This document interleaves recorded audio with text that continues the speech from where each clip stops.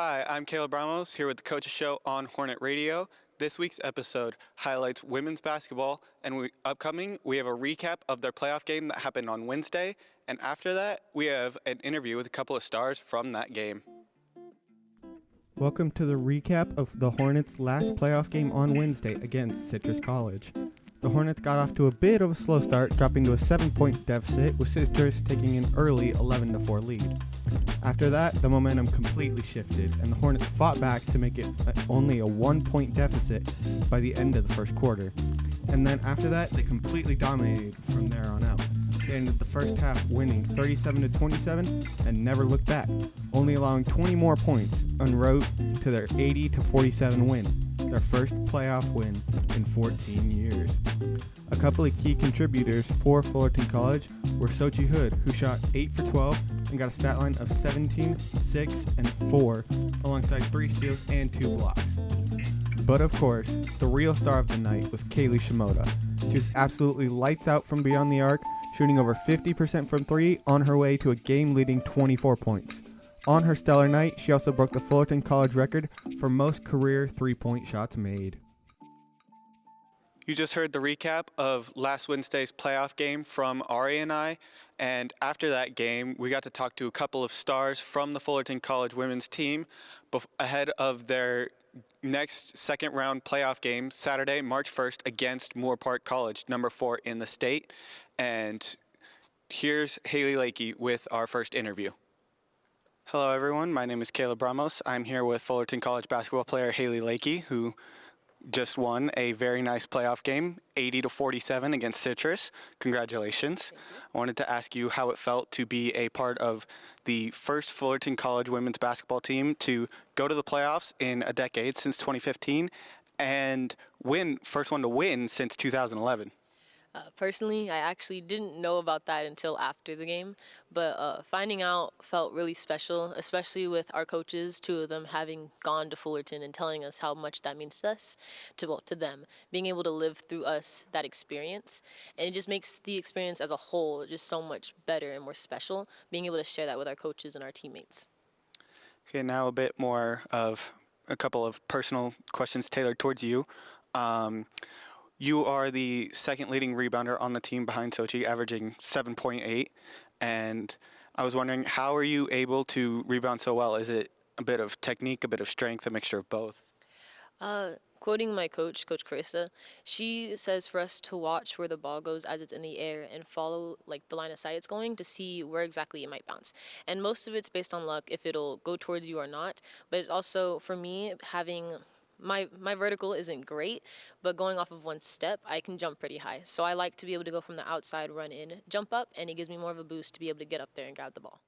Okay, and then when I was looking at the stat sheet for you guys, you were the only player to have played in all 29 games this season, and you also did start all 29. So I was wondering, how are you able to be consistently available and play at the high level that you do? Well, for me, a lot of my teammates just get really unlucky with getting sick or injured. And for me, when I did get injured, I got lucky. We got a week off right after, so I was more available in that case. And I liked strength training. I really like strength training. So my joints and my muscles are, to me, more in health, where I don't risk ankle sprains, which I'm more prone to when I was in high school, and other injuries that may happen. Thank you. And then last, final, bit more of a fun question. If the entire team that you guys have here gets put into a one-on-one tournament, who comes out on top? That one's hard. I like to play one-on-one with one of our teammates a lot, and most of the time she cooks me, but I have won a few, so I feel like in that case it'd be either her or Sochi, and I'd say Erin Choi or Sochi. Hey, thank you so much. Really appreciate you. Yeah, of course. Now I stand here with Sochi Hood, also a star player for the Fullerton College Hornets here. Like I had talked to Haley about, how does it feel to be a part of the first Fullerton College women's basketball team to win a playoff game in 15 years? Yeah, I guess the word that comes to mind is like vindicating, because it's like all the work that everybody has put into the program, including our families and stuff, holding us after that difficult practice you just had. I don't know, it's a really nice feeling. And like Dan likes to say that there's nothing like the euphoria of having hard work pay off. So that's kind of where we're at in the season. You look at the stat sheet, you are the leading scorer for your team.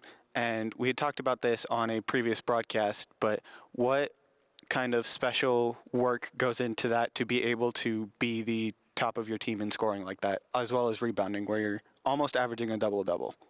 Yeah, I just love having the ball in my hands. And in order for that to happen, I got to score or I got to do something special with it. So that means, like, outside of just the practices that we all do together, you have to, like, sculpt your own game and, take what the coach's plan for the entire team is and then figure out where your scoring opportunities are and be very intentional about what you do alone in the gym, like replicate game-like situations, game-like shots, including like defensive situations. And as for my rebounding, I've like just always had like a knack for going and getting a ball wherever it's at. So that's kind of what that is. As we had mentioned on the broadcast last week when we had you join us for the men's game, you just started playing organized basketball 2 years ago, and now you are back-to-back first-team All-OEC. How does that feel, and are you looking forward to potentially playing elsewhere as well? Oh yeah, it feels really good. I didn't like know I had this in me. I just started to go play at a park nearby my work and was like getting buckets there, and the people were like, "Where do you play at?" I'm like, "Nowhere." So then they encouraged me to, and that's kind of how I'm here. But yeah, as for next season, I'm kind of weighing my options between going D2 or D3. I want to know what D2 competition is like, especially the speed, because I know I'd probably be a touch slow, but it's nothing like hard work to fix that. But yeah, that's kind of what I'm thinking about. We had talked to Haley about the upcoming game against Moore Park, and I know it's a bit weird to think about maybe going past that and you want to focus on the game coming up, but how do you feel knowing that in the SoCal region, in order to win, you have to go through 3 out of the top 4 teams in the state in OCC, Moore Park, and Santa Ana and Mount Santa Ana College? Yeah, I guess it's right where we want to be if we want to win. So like I can't complain really. And at the same time, I know that just by how we perform in practices and other games, not the most recent ones, but we're really proficient at putting the ball in the net. From the three-point line last night, we shot like 40%, and from the field, we were at 50%. So I think mentally we're at our top game, and especially like when team cohesion is at its top, form, we are like, I think we can be scarier than those teams you just named. All right. Thank you for coming on. I really appreciate it. Thank you. I'm now here with my third interview of the day. Leilani Ponko also plays for Fullerton College Hornets women's basketball. Leilani, I did notice that watching your game yesterday, very good point of attack defender. And what goes into the mentality around that of I'm on ball and I'm going to stop them? A lot of learning has gone into finding a mentality because every game honestly differs defensively because refs might be calling everything you do or might not be calling anything. But for me,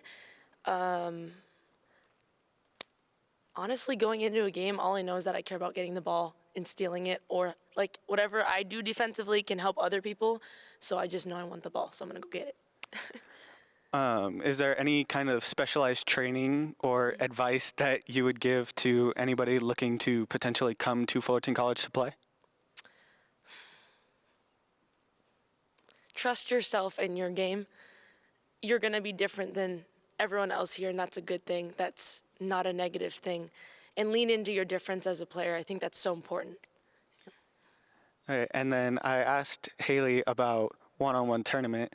Now I think if you had to go into a 3v3 league, which 2 of your teammates would you want to come with you?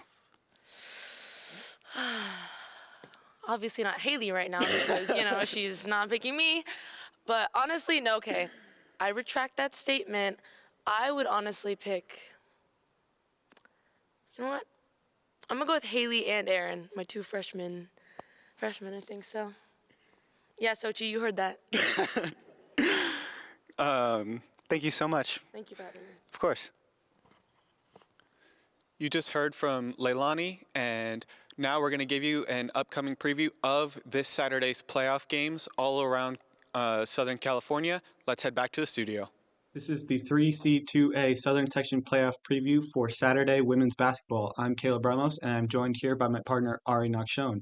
We have a list of all the teams that are playing on Saturday looking to advance to the third round of playoffs. Ari, you want to take it away? Yeah, so the 14 seed Fullerton, they're 19-10. They play the number 3 seeded Moore Park, who are 24-4. Speaking of Moore Park, they have all 4 of their losses did come to 1, 2, and 3 in the state. And speaking of number 3 in the state, number 1 seed Orange Coast, a fellow OEC team alongside Fullerton, plays another OEC team, Irvine Valley, seeded number 17. And next, another OEC team, that'll be Cypress, who are seeded number 5. They are 20-8, and they will be taking on East LA, who are seeded at 21. Speaking of East LA, West LA, ranked number 15, is taking on number 2, Mount Sac. After Mount Sac, there is also the number 4 seed Glendale, who are 23-4, and they will be playing the number 13 seed San Diego Mesa, who are 20-9. Next up, number 6 seed Palomar is taking on number 11 seed Santa Barbara. Both 22-6 should be a very interesting game. The number 7 seed Mount San Jacinto, who are 24-4, will be facing the number 10 seeded Grossmont, who are 23-5. And lastly, last game on our list is number 8 Saracoso, 23-5, taking on the 24 seed LA Valley. If you want to hear more from me, Ari, Elias, and Sam, go check out the Hornet Radio Spotify account for the rest of this week's episode of The Coaches Show. I'm Caleb Ramos, and this has been The Coaches Show on Hornet Radio.